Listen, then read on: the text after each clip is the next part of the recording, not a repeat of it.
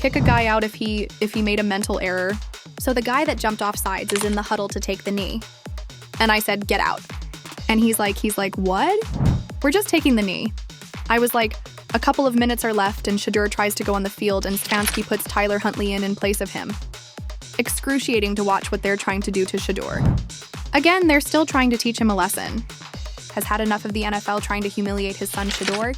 And he's now going on the offensive and calling out the lies, the smear campaigns, and the league insiders who've been working overtime to sabotage Shadeur.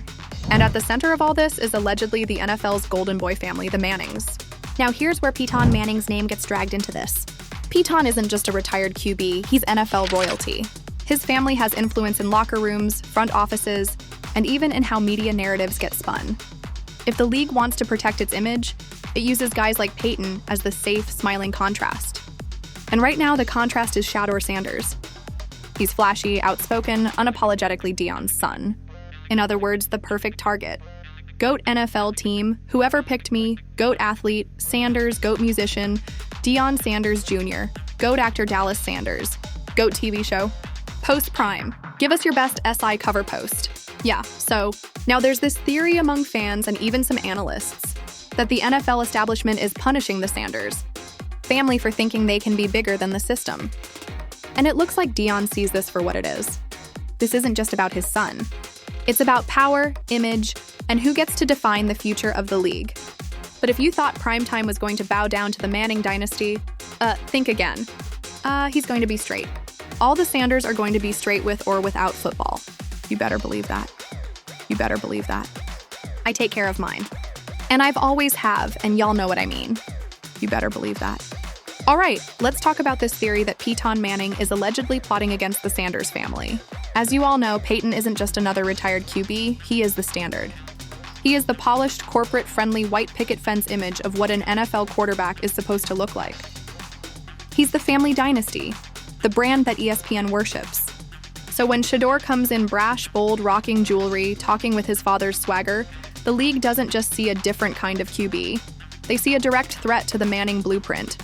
And if you think that sounds dramatic, look at the results. Shadeur was mocked as a first-rounder.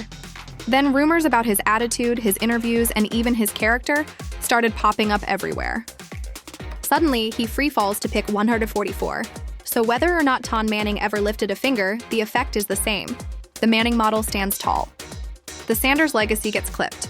If you want to see how narratives get weaponized, just look at what happened to Shadeur in the lead-up to the draft.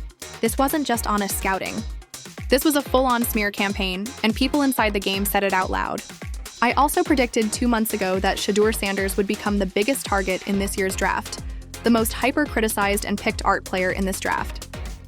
Unfairly and wrongly so, but I predicted this would happen. Now, fast forward to the preseason finale against the Los Angeles Rams, and Shadeur was unexpectedly sidelined with just over 2 minutes remaining. And, this was a critical juncture for any quarterback aiming to prove himself. Despite being in a prime position to lead a potential game-winning drive, Sanders was pulled in favor of backup Tyler Huntley to go with Tyler Huntley to lead them on their final drive down by 1 point with 2 minutes to go, which Browns head coach insists didn't have anything to do with Sanders' play. I just felt like we wanted to give Snoop a last drive. Plan was go with Snoop there. But I wouldn't make any more of it than that. This move sparked huge backlash against the Browns coach Kevin Stefanski.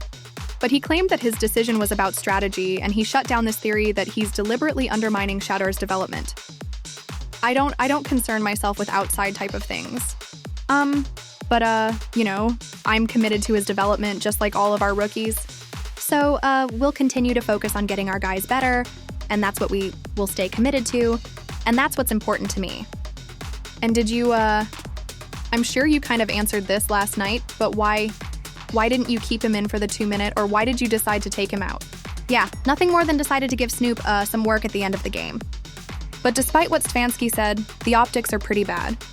The timing of that benching right after Shadeur had a rough outing, just 3 of 6 passes for 14 yards and getting sacked 5 times. It all made it feel less like coaching and more like sabotage. And many fans saw it as the Browns pulling the plug when Shadeur needed reps the most. And that's the bigger issue. Instead of building him up, it looks like the team is yanking him around, which raises real questions about whether the organization is actually invested in his growth.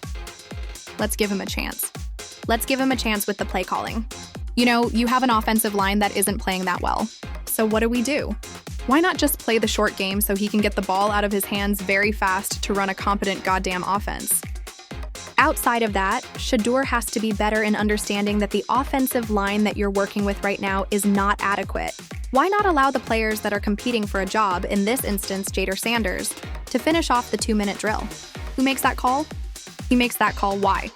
Because I want the last thing people to see is the mistakes and the sacks that happened, and not give him a chance to redeem himself. Because I think probably what would happen, okay, we can't have Shadeur come in here and finish this 2-minute drive and go down and get a touchdown. We don't want that. And chat, for those of you who are listening and watching, I'm not making any excuses for him. He played bad, but I can tell you why he played bad. I mean, if you know the game of football and understand the game of football, understand that those that are in there with him during that time. But Shadeur isn't the only Sanders facing heat. His younger brother Shiloh has also been caught up in this debate about questionable coaching decisions. In case you missed it, Shiloh got into it recently with Bills tight end Zach Davidson. After the play, Zach grabbed Shiloh's face mask after the whistle. And that should have been a flag right there. Or at least the ref stepping in to break it up. But that's not what happened. Instead, Shiloh reacted through a punch, and the second he did that, Zach flipped into victim mode. Like he's the one who just got attacked out of nowhere. And get this, just one day later, news broke that Shiloh was waived by the Tampa Bay Bucks. What's also messed up is that Tampa Bay coach Todd BS didn't even bother to back Shiloh up. All he said was that Shiloh's actions were inexcusable. And he didn't even mention that Zach was the one who started it and grabbed Shiloh's face mask on tape. What you say to Shiloh Sanders after that ejection? Well, you know, you can't throw punches in this league.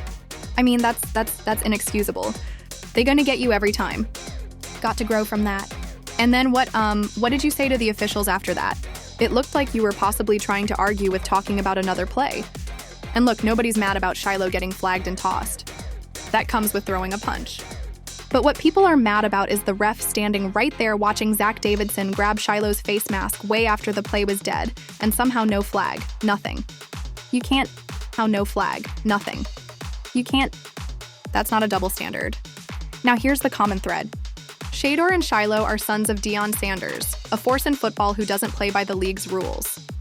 For years, Deion has been a thorn in the NFL establishment side, building programs, challenging conventional wisdom, and publicly calling out hypocrisy in coaching, management, and media. Remember when he called out all the teams by name when they didn't show up to Jackson State's pro day? 24 teams came to witness our kids yesterday in its entirety, and I appreciate you. But there's 32 teams in this Crayola box. Therefore, the Dolphins, the Broncos, the Texans, the Bills, the Buccaneers, the Ravens, the Panthers, the Browns, the Vikings, and the Eagles. Where are thou? You could have sent somebody, man. You could have shown up just a little bit, but I guarantee you that you're going to go to Mississippi State and Ole Miss. I guarantee you're going to show up there. I understand you saying they have more talent. I understand. Guess what? We coming. So now some insiders are floating this theory about NFL collusion against the Sanders family. Now, this doesn't mean there's a secret meeting where they talk about how to destroy Shadeur and Shiloh. Well, at least we don't have direct proof of that. But this whole network of league insiders, scouts, and media gatekeepers who control perception, they know Deion Sanders represents a threat. They see the family brand as flashy, cocky, and uncontrollable. And the easiest way to keep the status quo is to make sure the next generation Sanders don't get a fair shake. Shadeur's late game benching, the hit-and-miss coaching support, and Shiloh's own criticisms fit into this narrative. The theory is that the NFL higher-ups are using subtle sabotage like strategic mismanagement, narrative manipulation, and timing of critiques to send a message to Black athletes about what will happen to them if they challenge the system. Remember what Bob McNair, the owner of the Houston Texans NFL team, said during the Colin Kaepernick kneeling controversy? He compared Black players protesting to inmates running a prison. In a discussion about player protests during the national anthem, Houston Texans owner Bob McNair said, quote, "We can't have the inmates running the prison." Excuse me. And that pretty much says it all, especially after watching that Zach Davidson shoves Shiloh several times openly, and then Shiloh gets punished for defending himself. Just another of the many examples of the establishment working against Deion and his family.